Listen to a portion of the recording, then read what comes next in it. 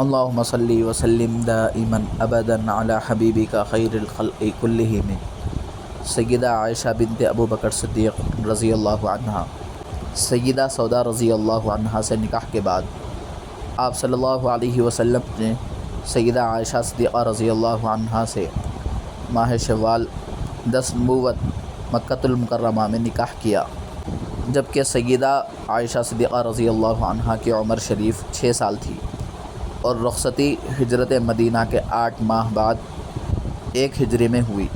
اس وقت سیدہ عائشہ رضی اللہ عنہ کی عمر شریف 9 سال تھی۔ ازواج مطہرات میں یہ واحد خاتون ہیں جو غیر شادی شدہ کنواری تھی، باقی تمام ازواج بیوہ یا مطلقہ تھیں۔ 9 سال آپ صلی اللہ علیہ وسلم کی زوجیت میں رہیں۔